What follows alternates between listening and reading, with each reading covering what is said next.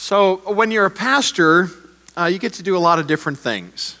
You get to preach sermons, you get to visit sick people, you officiate weddings and funerals, you do strategic planning for the church, and on it goes. But one of my favorite things over the years to do as a pastor has always been to teach the church's new member class. And I distinctly remember many years ago, the very first new member class that I taught at the first church that I served out of seminary, because I had gotten word ahead of time that a young woman was going to be coming to our class who had never been to church before. And by that, I don't just mean hadn't been to our church. She hadn't been to any church ever. She really didn't know anything about Christianity at all. But God had been working in her heart and life, and so she was going to come, and this was wonderful. I was looking forward to this. In fact, I ended up baptizing her. But, of course, at the time, I was fresh out of seminary, right? Fresh out of 4 years of intense theological education. And so I thought to myself, you know what, I better be careful here, right? I better be careful in this class not to use any of these big, fancy theological words that I learned in seminary, because all they're going to end up doing is confusing this new person. You know, just keep it simple, I thought. And so I did. Or at least I thought I did. But after the first class was over, the woman came up to me to talk. And so I asked her, I said, well, what'd you think of the first class? And she said, well, it was okay. She said, but I was wondering if maybe there was a more remedial class that I should take first before this one. And I didn't have the heart to tell her that this was the remedial class. You know, there's nothing more remedial than this. But I was surprised that she was asking me this, so I said, well, why do you say that? And she said to me, well, you know, you used some big words tonight that I really didn't understand. And of course, I was heartbroken by this because this is exactly what I was trying not to do in the class. So of course, I asked her, well, what word did I use that you didn't understand? And you know what the word was? Disciple. Disciple. Which was funny to me at the time, because at the time, I didn't even necessarily think of that as a churchy word, right? I thought, well, you could be in the business world. You could be a disciple of Peter Drucker. Or you could be an economist, and you could be a disciple of Alan Greenspan. She had no idea what a disciple was. Now, that was like 22 years ago now. But as the years have passed, I've realized something. That's not just a newcomer's experience.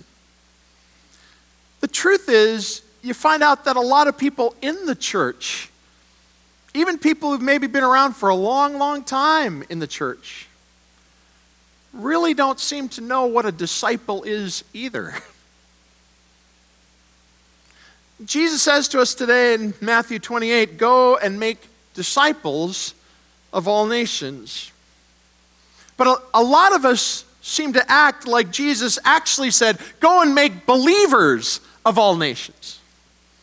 Right? Go and get people to give mental assent to the basic beliefs that will get them into heaven someday. Go and make people who are able to get 80% or higher on the final confirmation exam. But that's not what Jesus said. Jesus said he wasn't looking for believers, he was looking for disciples.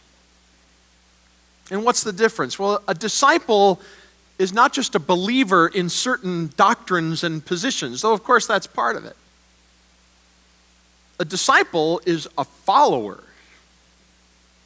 A disciple is a person who is learning to think like Jesus thought, and to speak like Jesus spoke, and to act like Jesus acted, and to feel what Jesus felt.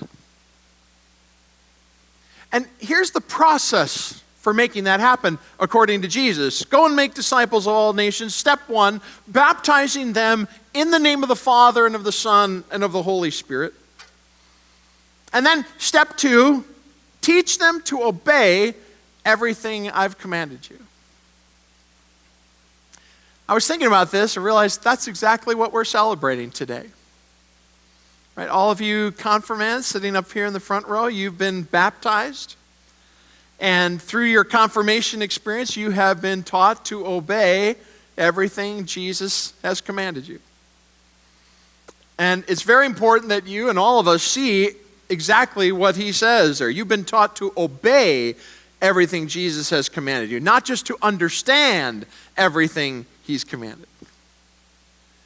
Because the point of confirmation is not just to pass a test on your knowledge. Confirmation is about learning to live as a disciple of Jesus. Now, of course, there's things you learn along the way, maybe a lot of things, but you've learned them in order to live them. That's the point.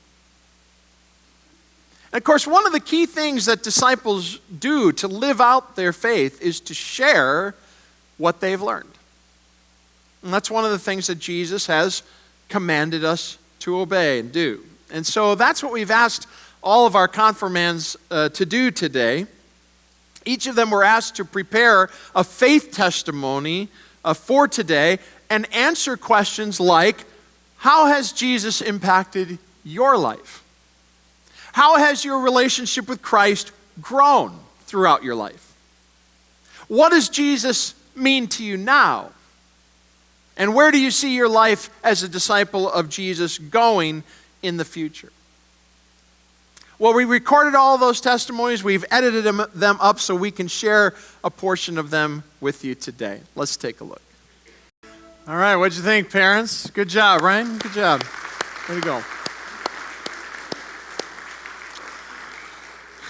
Now, there's a couple of quick things I need to note, though, before we're done about the Great Commission, because I've been through a lot of confirmation services now, and I've watched a lot of confirmands sit here in the front row and watch their testimony videos. And you know what they always do? They always do exactly what you did just a second ago. You're fine. You're enjoying the experience of watching these things until you come on the screen, right? And that's kind of painful, isn't it? I mean, you all start doing this, right? That's what I always notice. The confirmands are smiling, they're laughing up here as their friends are talking on the screen. But as soon as their faces pop up, then they start to cringe, because it's hard to watch yourself, isn't it?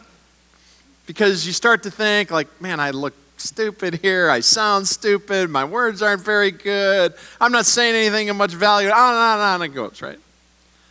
And that's why I want to show you, as something all of you especially are thinking that. I want to show you exactly who Jesus gave the Great Commission to.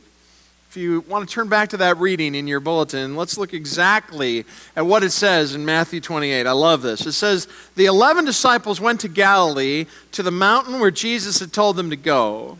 When they saw him, they worshiped him, but some doubted. Then Jesus came to them and said, go and make disciples.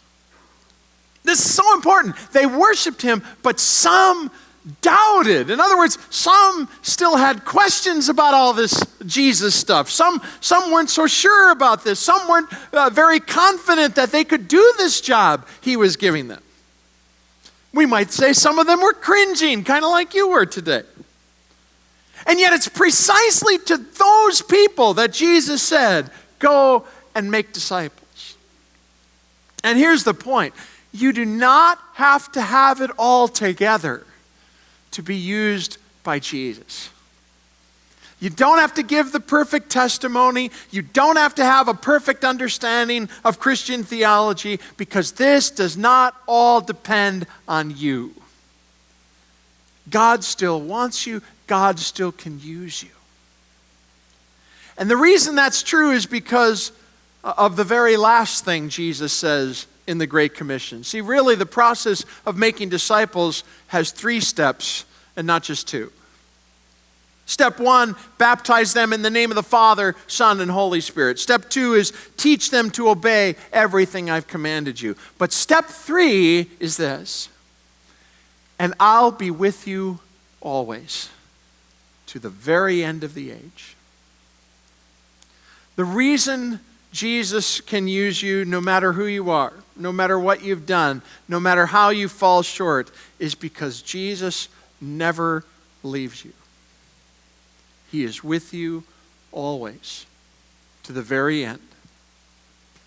And that's the promise Jesus makes, not just to the confirmands today, but to all of us who call ourselves his disciples. Let's bow our heads and pray.